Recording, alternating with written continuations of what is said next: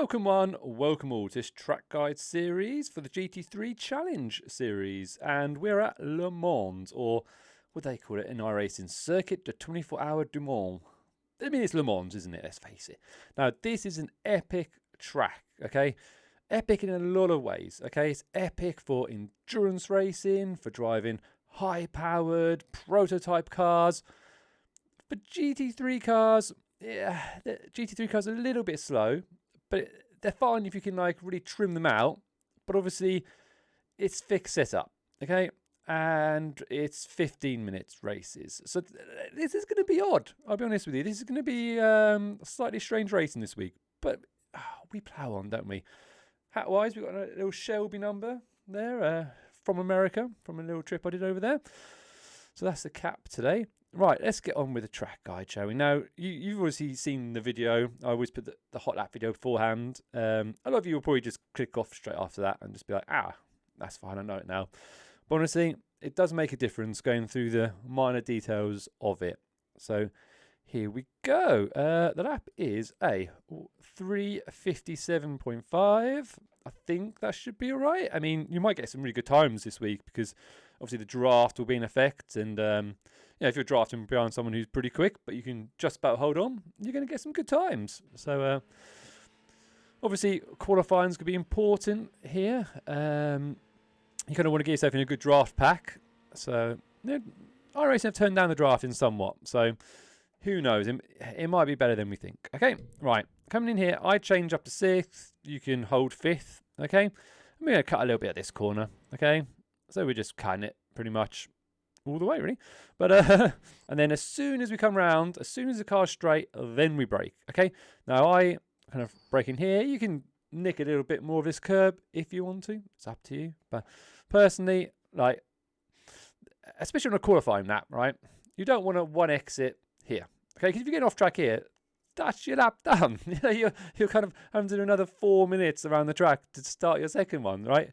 And especially here at Le Mans, I mean, you want to make sure it's such a long track and one off track and your lap's invalidated in qualifying. So you really want to just get a banker in, you know what I mean? That first lap's got to, make sure you get a banker. And I don't like to push too hard too early on, I'd rather make sure I get round to the Porsche curbs and then start taking some risks if the lap time's looking good, okay? So we're braking hard, coming off the throttle, and this is where I like to be. We can probably nick a little bit more if you must, but as I say, like, what's the point? You know what I mean? So around here, and again, we nick a few of these rumble strips. They're not too bad. This is probably as much as you can get away with. But again, in practice, play around with it. Use your active reset to do different zones. And we're coming out, and this you can nick a little bit more, okay? But you will get a slowdown, okay? So especially in a race early on, you could lose a lot of positions. You could lose your draft train, or if you're the guy in front, you're then going to be right at the back. So it's risk and reward, this track, definitely. Okay, we're coming around, and we're in 5th, and we just down 1 gear, I believe. Yeah, down 1 gear, so we're holding 4th. Okay, and this corner is very cambered, okay, on the inside, so we really want to make sure we hit this curve. It's very easy, this corner, actually, to run a bit wide. Not sure why, but I've done it in the past, okay. We're coming around here, and it's a quick switch back, okay, and slightly, this corner, you think it'd be fairly easy, but I mean, if you nail it, it's sort of flat, but otherwise you might have to lift off and the rear gets a little bit twitchy. I've seen a lot of crashes here on first laps where tyres are cold and people have just bombed into it and just lost the rear, okay? So a little bit careful. I've got a little bit of a lift going on, okay? So we're through. Really important, this Tetra Rouge, and it's very hard, you know what I mean, this corner, to get it dead on, okay? So we'll look at first in full speed, okay? And it's a real feel type of corner, there's not many marker points. There's this line, okay? But we're kind of braking after it, and it's just a tap of the brakes, and then as soon as you feel it grip up, you feel it's good, we're on the throttle, and really want to be on the throttle before the curb here, okay? And we're taking a nice chunk of curb, and then we're through, and this is fine. I would not take much more than that if I was you, okay? Because again, you get a slowdown and you lose a ton of time, especially on the first lap. You know, you're gonna basically be at the back, okay? So that much and that much, and it's just like a real throwing commitment type of corner. You know, there's no substitute for practice on that corner. Okay, now we want to be running the crown on these straights. Okay, it makes a big difference. Okay, if you're practicing, do like a lap where you're on the crown, and then do a lap where you're off the crown, and have a look at your delta, and you'll be shocked. Honestly, so we're literally, white line is down the middle of the car. On little corners like this, we nick it, but otherwise, we're literally running dead centre, okay? Right down the middle. It makes a big, big difference. So we run it for as long as we can, okay? In LMP2 cars, it's different because they actually scrape the bottom if you run the middle there. But in GT3 cars, they don't. And because of the way the aero works, whatever, you gain time, okay? So we're at the last minute, we're throwing it back over, and we're using this exit road on the left and the 100 sign, okay? So I think we're braking, it feels like I brake in between the two. Yeah, so I do. You're kind of in between the two. We're braking quite hard, coming off, and then we want to kind of nick some of this curb, okay? If you nick too much, you get off track, get a slow down, but that is about right. That's what I like to nick. And then we nick a bit of the second one as well. Still just trading the brakes through here. And obviously, with being such a long straight after this, exit is very important, okay? So again, we nick a little bit. Yeah, but we're not nicking, like, again, you will get a slowdown if you nick too much, which is bad. We don't like that. Okay, and then the rear will start to get a little bit loose here. And you can take a bit of curb here. But again, the rear gets a little bit twitchy. And if you just get any sort of traction control, any sort of twitch from the rear, it's going to cost you all the way down the next straight. So I tend to prefer just to keep it on the curb, and then we're straight back onto the crown. Okay, literally on the crown, all the way down. Okay, and then last minute we come over. Now this braking zone here is quite bumpy. Okay, that's the only thing to really look out for. It doesn't affect the car too much, I don't think.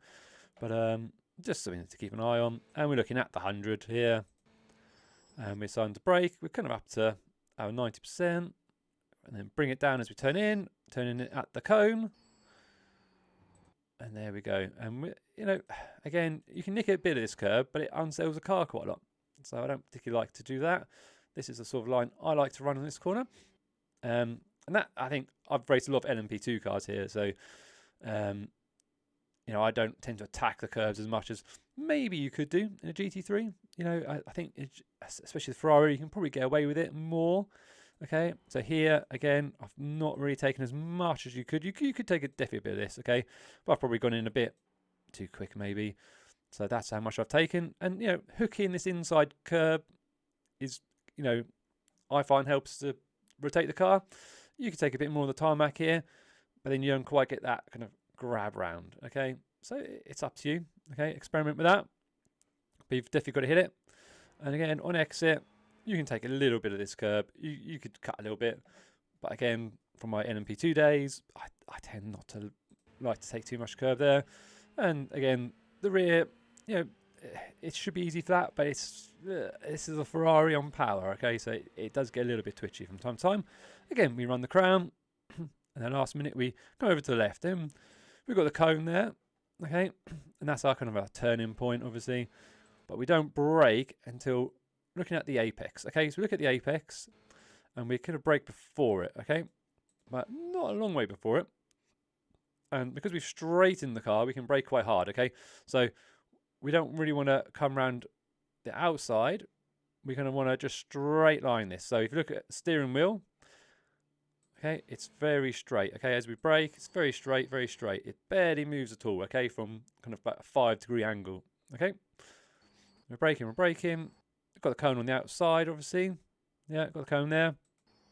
And we're turning in, and we want to nick quite a lot of this. Now, this is a corner where you'll nick a bit, and you'll nick a bit more, and you think, this is great. And then you nick a little bit too much, and you get a slow down, and you lose tons of positions, okay? So, again, you've got a kind of experiment, but that's quite nice. That is as much as I would take, and that is perfectly fine. Okay, I like that.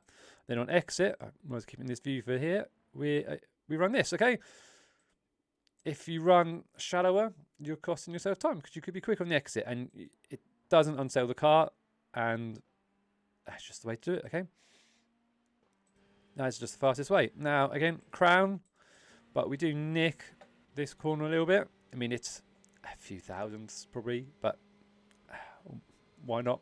You know, it's one of those things. And again, we nick this one again, gaining a few thousandths, but you know, got to be done.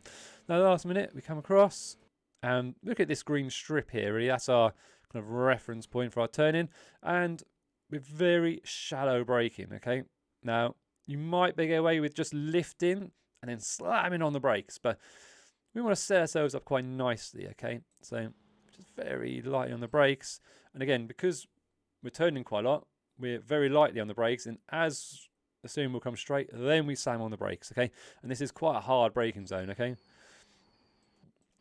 we're turning it in. I've just missed the apex here. Okay, on the power quite early though.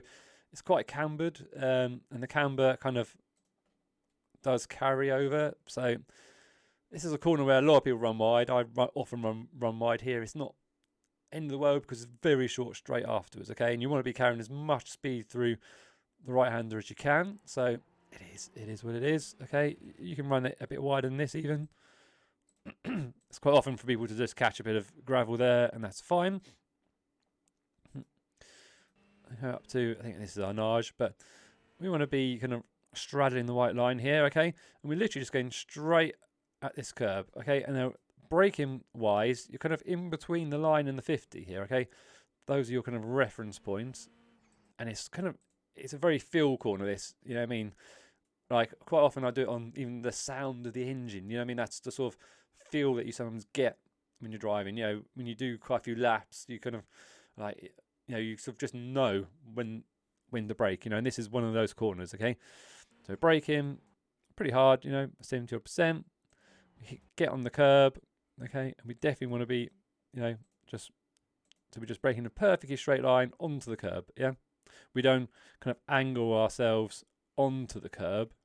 We just straight on it. Okay, and we turn in, and you know, getting on power early here is important. Okay, so just before the apex, getting it on. Okay, and obviously Ferrari can get a bit twitchy on power, so you don't want to just full on, but there we go, that's about right. We obviously run it all the way out wide and back onto the crown, obviously. So on the crown all the way along. Okay, and then we nick this bit there, and we kind of use a little bit of this Astro just to get the perfect sort of turning. So we down a gear into fifth, we carry fifth through there, okay, and then through here, and the Porsche curbs. So you can definitely take a tighter line than this. Okay, you can definitely be a bit more on the right. You open up the left. Okay, yeah. So it's a tiny brake. Okay, and then you just gotta feel the grip. I've probably got on the power just a little bit too early. Okay, I probably could have just kept it more inside, but I mean, this is okay. It just means that I had to just lift just the fraction, just an absolute fraction. Okay, whereas if you'd been a bit tighter, I could have done it flat. But, you know, it is what it is. So easy to just clip the wall here. And obviously, if you do, you get a 0x contact. That invalidates your lap time in qualifying. Okay, in the race, it doesn't matter as much. I think we'll better sit. We've got the Michelin Man. But I mean, you can definitely get a bit closer than that if you want to. Okay, and we're flat, turn in, and then we're just lifting off as we come into here. Because if you're too far on the right, you sacrifice yourself too much, okay? But at the same time, you don't need to be too far over to the left, okay? And you will get some marbles on there. Maybe not in a 15-minute race, okay? But in the longer races, it's good practice probably to be more like in the middle of the track. Okay, and we're trail braking it in. We do want to hook up this apex, okay? Do want to hook it up. I'm probably a little bit late on it, but this is fine. Get nice and close, okay? Balancing our throttle, and then this is quite a crucial corner. It's a difficult flick in, high chance of getting an off track here, and a slow down. So this is quite a tight line through here. Okay, I've taken quite a bit, probably a little bit more than I did in other laps. Okay, so we're just throwing it in, taking quite a bit, and it's so easy to run wide on this bit, so easy. So just be a little bit careful on exit there, okay?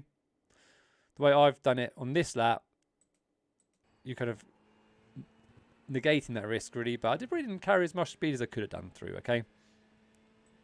Now, the last section, okay, no, you want to make it almost look like you're going into pits and then cut back, okay? Just, you open up the corner, okay? So, we're all the way over here, yep. This is the line, okay? If someone in front of you does it, don't assume that they're going to pit, because this is the line that we take, okay? And we're kind of just avoiding the yellow bit here, okay? And we're braking just before it, okay? So at this point we are in 5th gear, okay? I've done this so much, I don't even think, I just do it. So if I'm not sure what gear I'm in, that's why, okay? This is perfect. This is exactly where you want to be, okay? We braking, then we come off the brakes, just lift the nose slightly as we come over, okay? Don't take any more than this, okay? That is as much as you want to take. And then we throw it back for the next one, okay? And again, that's kind of perfect, really, okay? Don't really want to take any more than that. That is perfect. I've done it so well, in fact, that I've kind of then overcooked the next one slightly, okay? No, it's because you can sometimes even get on the throttle if you're not fully kind of committed through there. But here, kind of by the time we get it straight, it's then time to brake. But I've kind of, because I'm turning, I don't want to get on the brakes until I'm straight, and it's kind of I've kind of just overcooked this corner slightly because I haven't taken any curb at all. And you can definitely take some curb there, you know what I mean? Like, you can, again, from my LMP2 days, I'm probably avoiding that curb a bit instinctively, okay? But in the GT3, you can definitely take a bit, okay? So you don't need to be quite that wide, but I mean, it's all right, you know. And then we can take a little bit of this curb as well, which is nice, because again, if you did that in an LMP2 car, you're pretty much dead, okay? So looking at a full speed, this last little bit, okay, again, opening the line up, taking about that much, and then getting the car as straight as possible and getting it turned in, and we're through, okay? And again, you could probably take a little bit, but a little bit more than that, you can get right out the green if you wanted to. And there we go. That is a lap of Le Mans. The racing should be very interesting this week, as I say. You know, I mean, you can pretty much overtake anywhere after the big straight here, because you'll get such a good run. Now, my advice would be, if you think the car in front is pretty quick, okay, and you haven't got much pressure from behind, don't just send it all the time on him, okay, because you're just going to slow yourself down a lot, okay. Just wait, okay, until the last lap of the race and send it as late as possible, okay, pretty much into the Porsche curves, probably, if you're getting a decent run there, okay. There's no point in doing it any earlier. That it just is what it is, okay. Patience pays off here a lot, okay, and racing smart is massively important, okay, as is the qualifying, because you want to get yourself as high up as possible, get yourself into the fastest possible draft pack, okay, and you could get some surprise winners here, okay. So definitely race as many times as you can this week, and I reckon you could get some really good results, okay. I hope this helped, and I will see you next week.